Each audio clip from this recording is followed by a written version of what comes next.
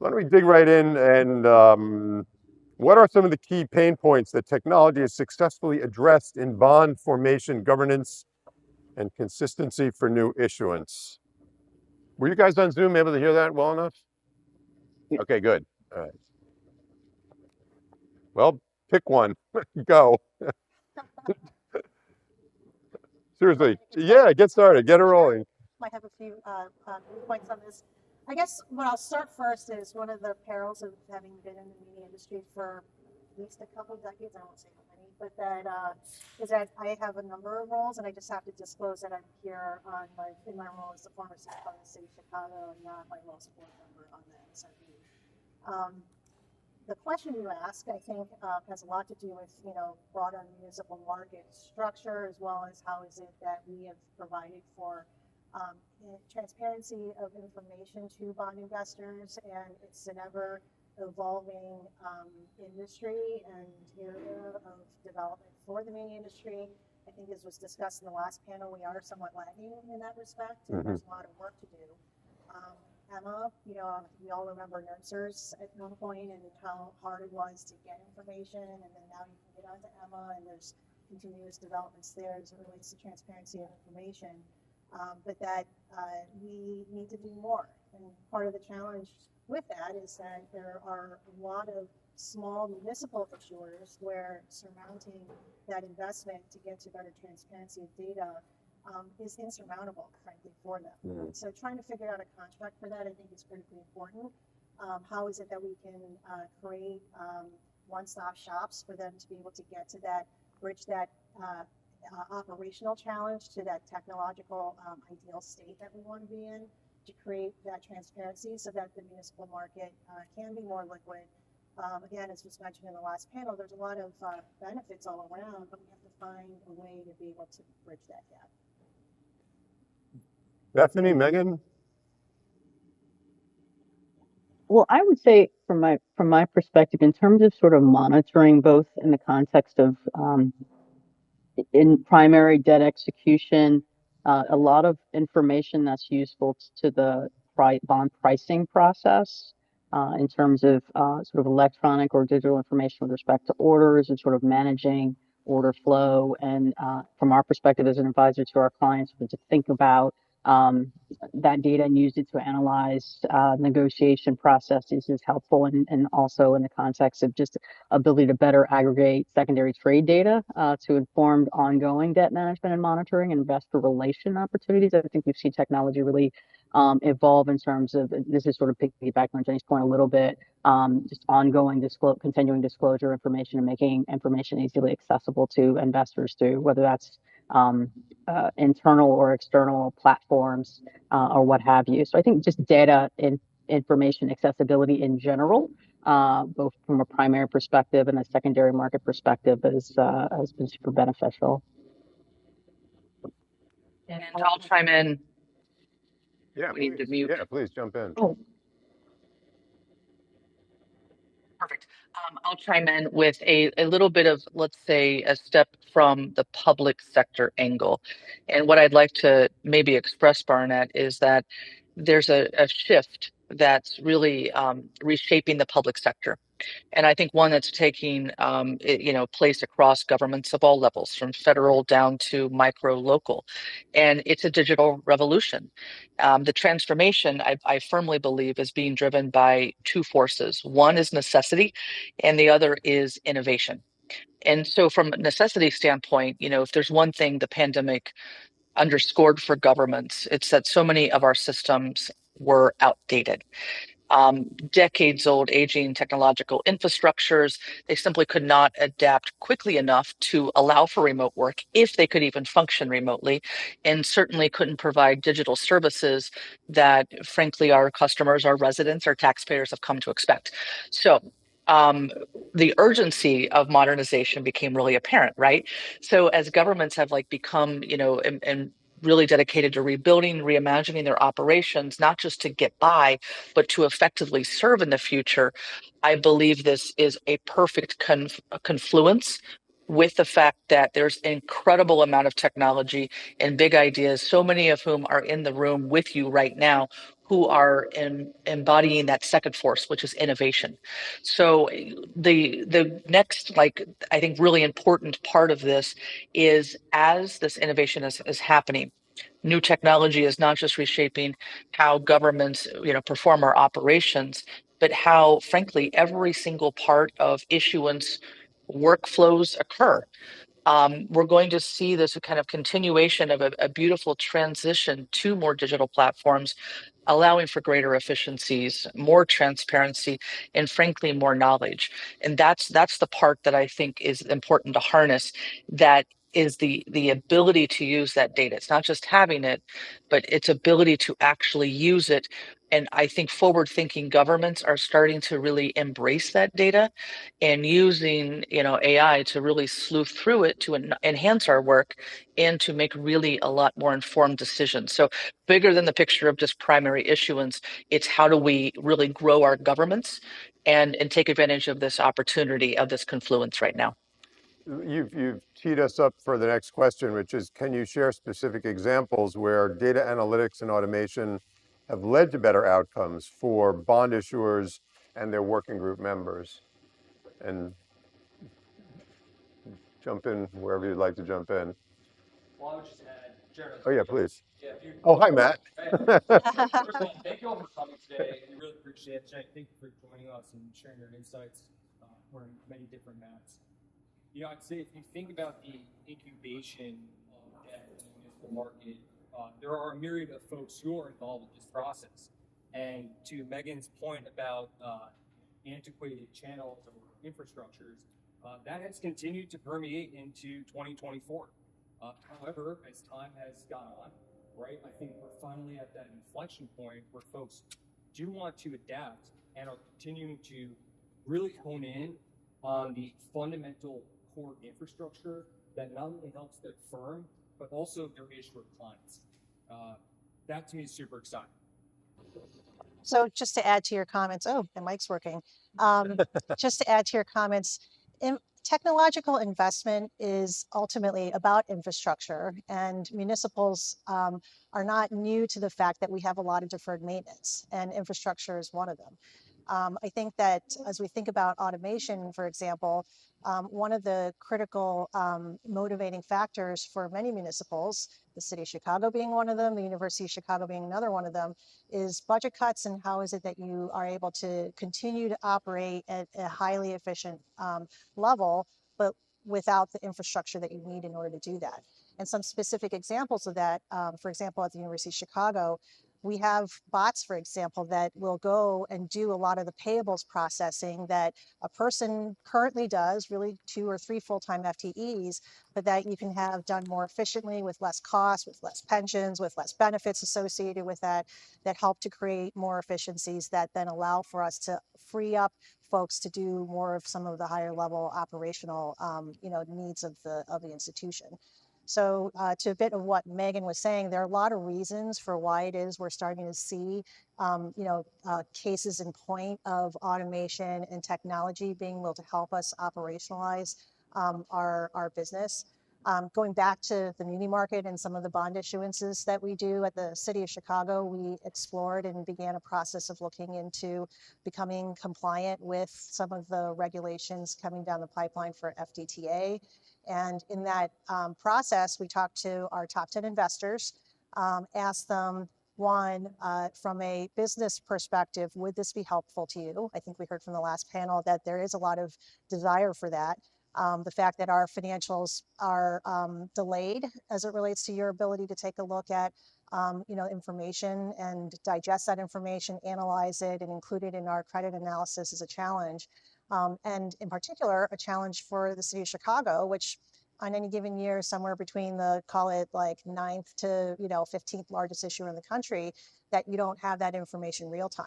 And in the meantime, the City of Chicago spends a ton of time through investor conferences and other means to try to reach out to investors, makes a very large investment in that respect. Making our financials more immediately transparent to you is, one of the probably first things we could do to be able to get that information out to investors. The early areas, for us with AI was really using it to comb through disparate sets of data to quickly sleuth through all of that data. And I want to kind of like imagine, for those of you in the room, this kind of almost power is like making previously impossible task possible. And so, for example, every single community in this country has a different revenue structure. In the city of Columbus, we are an income tax driven city where about 80% of our revenues come from a single source of revenue, income tax. So you can imagine about every 2 weeks when we see people's paychecks, their wages, we kind of have a good idea as to how our economy is performing. So just put yourself like in my shoes, and by thinking through different policies that we could implement that could create, if you will, a self-fulfilling prophecy to be able to kind of build the city that we aspire to be. Things like, the investments in childcare, certain investments in education, investments in infrastructure. They all three have incredible multiplier effects. But because of AI, we now have the ability to measure that in ways and to evaluate it. That's been pretty incredible. With respect to bond issuance, and kind of, the disclosure piece, we've used it to pull quickly comparisons together. So for example, looking at, something like climate without standardization, we find comfort in pulling a lot of kind of, cities and just reading them all at the same time and comparing how different governments disclose. That's a really great thing to do using AI. Another thing that I think is what really motivates me right now is, as we grow towards FDTA, recognizing that there's still a lot of nuance and rules to understand. But as we grow towards that, all of the rote tasks that we do today, which we laboriously spend time on extracting data from PDFs so that we can do our own comparisons about things like sized water and sewer systems, like sized governments, other AAA metrics, rating agency methodologies, all of these functions that are currently living as kind of, I should say, static methodologies or Excel models. Each one of those has the potential of becoming a living, breathing ecosystem where I could quickly query, as the elected CFO of a big city, I could quickly query, give me all of your data last 5 years for, all of these sets of issuers, and have this brought to me instantaneously. And as we grow towards that, Barnett, like what I envision is not just governments getting better, but the delivery of private services. Each one of you in that room will be more informed about governments, and we'll get better pitches, we'll get better decks from just about every industry possible. Thank you. There's so much there. We could dig into any number of these for like another hour, but so I feel kind of bad we have to jump a little bit ahead. How can technologists and issuers work together to build more user-friendly solutions that fit the unique needs of municipalities? Matt, why don't you offer some suggestions on this? Well, it's funny. So on the way out here, I was sitting next to an individual who mentioned she worked in munis, and what she said, and I have it in my notes, is paper everywhere. That has changed. So how can issuers and technologists work closely together? Well, I believe it's a function of actually bringing together all the participants that play a process. As mentioned earlier, right, if you only have a subset of the market that is actually adapting to new technology, it tends to slow down progress overall. But what I would say in general is firms or individuals who dismiss the advancements available become dismissed. And we have seen that in the past year since our last Munitech event. And I think that's a pretty firm example of why it's important right now for many different parties to embrace technology and work with folks. It's not a function of eliminating jobs. It's a function of empowering the municipal bond market to continue to move forward. Bethany, do you have any thoughts on that? I'm looking to you because you're advising clients, and what are you talking to them about? What are you hearing from them? Yeah, no, I think Megan actually did an excellent job of summarizing, I think, some of the considerations as it relates to information gathering and really being able to funnel through some things. So when you talk about sort of pricing execution and positioning for a client, I think the two things that come to mind in the context of having data available for building a credit story to the market and to the credit rating agencies, comparables data that Megan mentioned is a really big part of that, right? And we know from a ratings perspective, all of the agencies have metrics, so there's a quantitative piece to this, which usually that data is easily accessible, but there's also the qualitative considerations of it. So when you look at, and as methodologies change, particularly it become more sensitive to, well, what's the latest language, what's the latest rating review that might inform some of the qualitative considerations that the agencies have and how that might impact my particular client. So access to that type of information or ways to sort of funnel that data more quickly and easily accessibly, I think would be a competitive advantage just in terms of preparing the credit story, both again for the markets and the agencies. And then in the context of pricing data, the quicker, the more rapidly we have access to primary market pricing data from transactions across the across the country, and can leverage that for the benefit of our clients who are in the process of negotiated pricings. I think that's really powerful information. So quickness of access, ease and quickness of access to information in those contexts particularly. I think to the point that Matt was making as it relates to, and we've seen, right, the evolution away from paper. I think about when I first started in the industry, there was a room in our office dedicated to transcripts, right, for bond issuances. When you do a bond issuance, you got all the various documents associated therewith in a big old black book that's bigger than a dictionary that's sitting on a shelf. And then the evolution of that went from paper transcripts to CDs. And so I have like 100 CDs from that time when that was the technology. And now you just get a link from Bond Counsel and you have all that data accessible. And I think we're going to see the evolution of that in sort of in all scopes of information. I think what's going to be interesting is that some of that data from the CD and the paper days, figuring out how to distill all that information because it's still relevant to our clients in the context of potentially refinancing debt and restructuring debt. So how do we still extract and potentially digitize the old information while continuing to develop the new information so that it's word searchable and readable and easily accessible to distill information from it to help our clients make informed decisions? Yeah, the ease and accessibility I think is going to be a repeating theme for all of us today with that. So I'm glad you raised that. And there's another question that kind of flows with it. How have organized data and automation helped municipalities and their advisors with limited resources streamline the bond issuance process? And is there, the muni market, as we know, is made up predominantly of small issuers. And we hear obviously about the large transactions.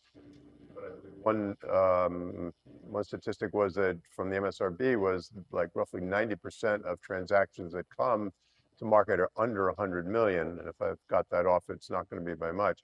So it's predominantly either smaller issuers or smaller issuance, not to confuse the two. How does having organized data and automation help bond issuers, particularly those with smaller, smaller resources, limited resources? I'm going to offer that at this point, it's really hard to make that business case. And my response actually to this previous question would be that what's really important for us to do is to be able to make the case for return on investment for technology. In any capital planning for any issuer, it's all about priorities and how you set those priorities. And for me, in any organization that I've been in, technological investment is one of the easiest business cases to make, because in theory, there's a self-paying function to that. There isn't. You shouldn't really be doing the project to begin with. But that if you can make that case, which is really the hard part, is how you make that case in a way that an issuer can actually budget it and understand and realistically assume those savings in the out years. That return on investment is a really important part of then saying, yes, we want to go make the technological investments that help to create these efficiencies. In the bond market, that case should be really very easy. One, because a PV01 on a transaction is so much greater than whatever investment in technological improvements to create transparency is going to cost. And I think that divergence is fairly large. so that we should be able to make that case. But yet there are always competing priorities that come in, and how you can help issuers to be able to make that case internally to make those investments are really important. I think that for small issuers, unfortunately, the problem is that case doesn't really exist for them in this current moment. I serve on the board of a number of nonprofits, many of whom have very, very small issuances. And cost of issuance, even if they're not large in dollar amounts, can mean a whole heck of a lot more on a $3 million transaction than a $1 billion transaction. And finding a way to create staple on one-stop shops for small issuers who are really in and out once a decade, maybe once every 5 years on very small transactions. That's something that we have to figure out. I would just quickly chime in based on our experience working with a myriad of different parties in the market. What we have found is that certain firms or entities struggle with oversight, governance, supervision, record keeping, simply because the medium of exchange, how this information is being transmitted, typically has been over the phone, as Hector mentioned, for the Goldman deal, or through emails. Recently, you saw an announcement by the SEC for municipal advisors who failed to have good records for communication surrounding deals. I think that is very important to address, and hopefully technology aids in actually eliminating or reducing, significantly reducing the amount of errors that may happen during these transactions. Yeah, there's another question that we were batting about earlier, that we were wondering about firms that have been fined for poor record keeping, and how can available technologies assist in organized and transparent reporting? It may or may not go to issuers. Actually, it's a question, Matt, I know you could certainly dig into that, but I'm wondering if there's something that issuers and their advisors might offer as to how they would help with their clients, or talk to their clients and their issuers with that. That question wasn't clear enough. It wasn't very clear to me either, so we can do it again if you want. Well, Matt, why don't you jump in and I'll clarify. Oh, sure. Well, I mean, thanks. So I would say overall, just, being my former setting on a desk, right? Let's talk about new issue pricing, where an underwriter is having a conversation with a municipal advisor about order flow or oversubscription, et cetera. It shouldn't be too hard to actually model or document why a certain decision was made and what the actual impact was to the borrowing cost, as you mentioned. These are simple factors. I just generally believe a lot of this has just been so heavily dependent on email or other means that it hasn't been configured for a muni scenario. And so oftentimes, if you look at munis as an asset class, or you look at corporates, they run very differently. A lot of that is because there hasn't been much change. But I think that change is here now, and that's been really positive for folks, and I think it's only going to get better. Thank you. We've touched on the next question a little bit, and this maybe helps codify it a little bit more. Looking ahead, what technological advancements or innovations do you see on the horizon that could significantly impact the way municipalities issue bonds? Or put another way, what would make your life easier technologically? Well, for distribution, not just day to day, obviously, but for distribution, to get the story across better, to get more access to lower interest rates, and all that. Megan, why don't you? Yeah, so interestingly, the reason we're not there in person is because Bethany and I have a soft spot for spending time with, I'll call them our bread and butter governments in our right now we're in Ohio, but in the Midwest, in our country. Governments who are not AAA, triple cities with a huge bench of experts. But where I'm from, Barnett is a town of 5,000 on the Ohio River, and they are struggling. That CFO, who is the CFO, she's also doing payroll. She's probably running the parks department, and she's going to catch, the dogs that run free. Like, she is all over the place. And that's what inspires me with the use of technology, because we've talked about this throughout this entire session, but the first thing is it's helping with just capacity issues, right? That's number one. The education piece. Matt, you touched on this a little bit, which is the mitigation of vulnerabilities. And what I'll say is, like, as finance professionals, when that CFO is handling so many things, she is going to greatly benefit from technology being able to help think through both access to capital, highest and best use of those resources, pair up her capital needs with available funding. And then we had an amazing amount of questions. Bethany and I presented to a group, a lot of whom were from rural Midwest. And the questions were around things like, well, for example, the Inflation Reduction Act, an incredible amount of federal funds available, but how do they wrap around life cycle cost inclusive of those tax credits? And what I envision, I'm going to say the word like digital twins, if you will.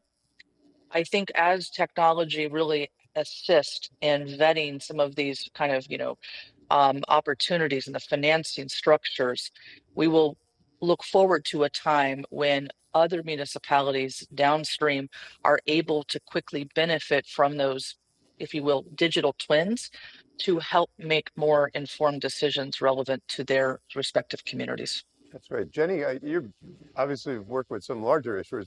What's your perspective on this? My number one ask would be for us to see, as issuers, to be able to see better data on our pricing in the market.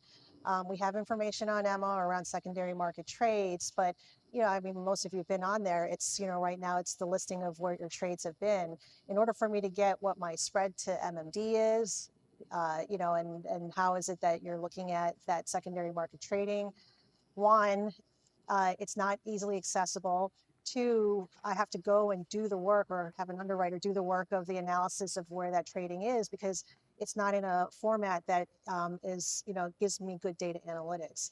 I know that a number of firms are making a lot of investments in those analytics so that they internally have that data for their own desks and how it is that they interact with the markets. But for municipal issuers, it's very difficult to be able to get that information. And in particular, as we're seeing more issuers engage in tenders, for example, which you need a fairly good view of where it is your bonds are valued, having that information would be critically important to creating liquidity in the market, in particular for issuers, and that data transparency. I find this we were talking earlier. I said I find this fascinating. I could go on for this for another hour. But Bethany, actually, this one is probably more aligned with you. How are advisors ensuring that their clients are getting the best possible prices, and what's driving the preference for negotiated versus competitive?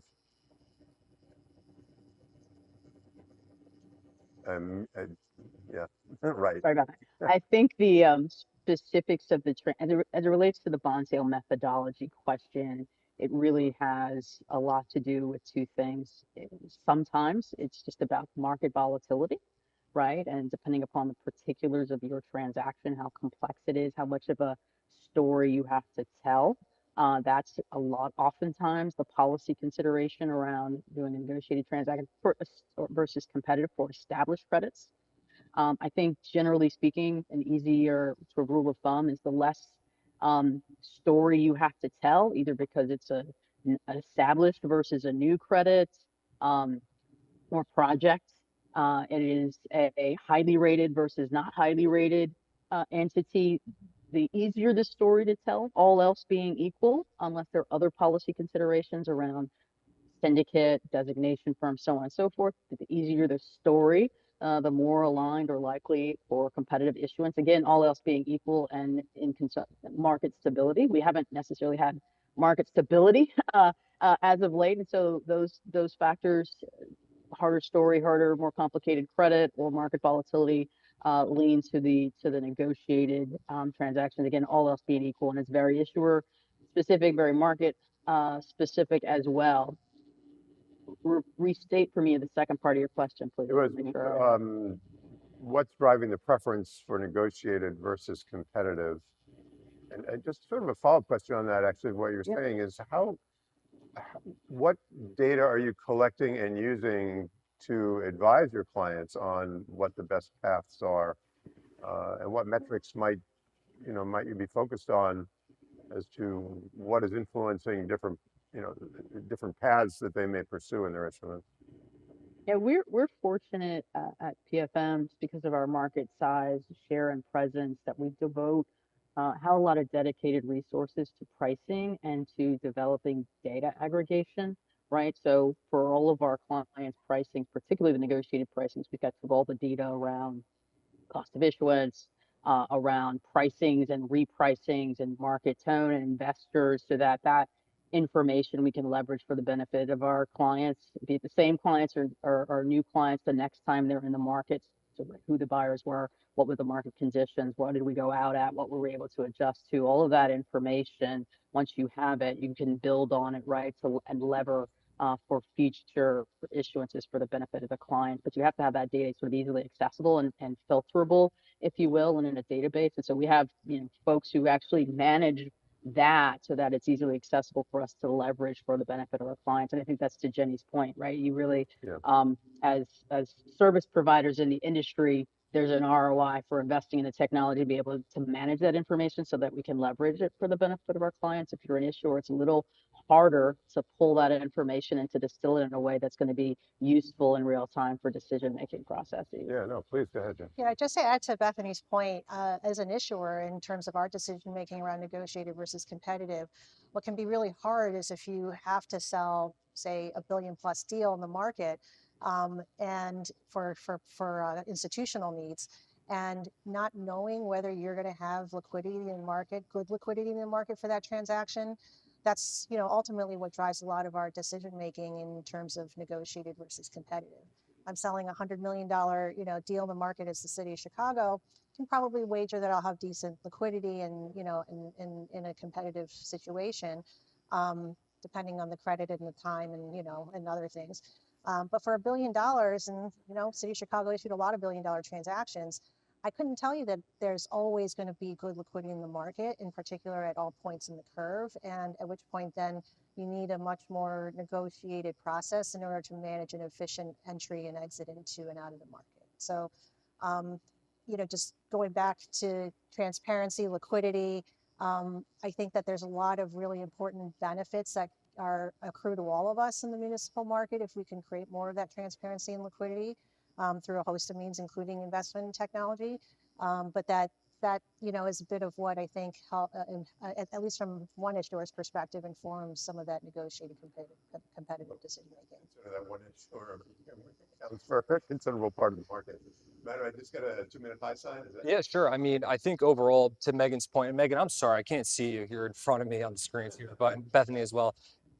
We have a fair number of transactions that actually originate out of Ohio. And I think in terms of leveling the playing field, a lot of this boils down to how can firms process one deal or 1,000 deals consistently with folks who have the information in real time at their fingertips. One particular example was one of these deals, the CFO of the county of Ohio actually retired. And folks were wondering, where is all this information? Well, typically it could be lost in emails, right? Or with authorized permissions and credentials, right?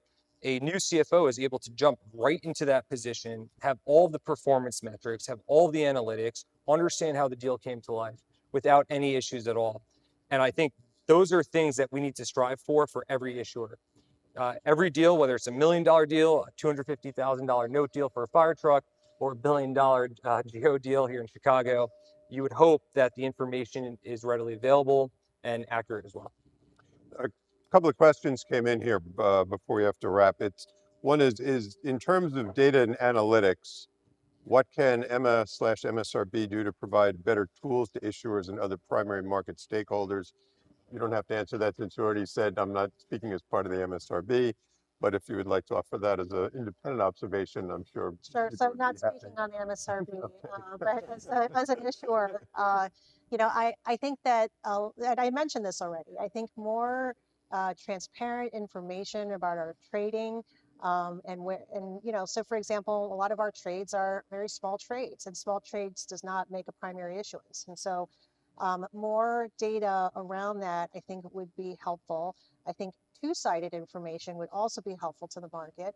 You know, we know that investors and, you know, banks and others in this industry have access to a lot more information when it comes to, you know, data, pre-trade, you know, secondary market trade data, you know, any sorts of, you know, data sets that, you know, that help to inform where bonds should price. As issuers, we don't. And so I think that that development in that area would be, at least from an issuer's perspective, greatly helpful to helping us understand where our bonds should be pricing. Thank you. I wish don't you wish you could have a magic wand and make all these things come true all at once? With that, someone, Matt, you got that magic wand? No, not yet. No, definitely not. Keep working on that. Another question is the lack of innovation, I'm not sure we'll be able to have an answer for this, but is the lack of innovation coming out of IPRIO and MMD holding back the primary from a technology perspective? I don't know. Is anyone from IPRIO and MMD here to answer that? Yeah, right, exactly. Don't worry, we're dancing around this. We may dance around this one.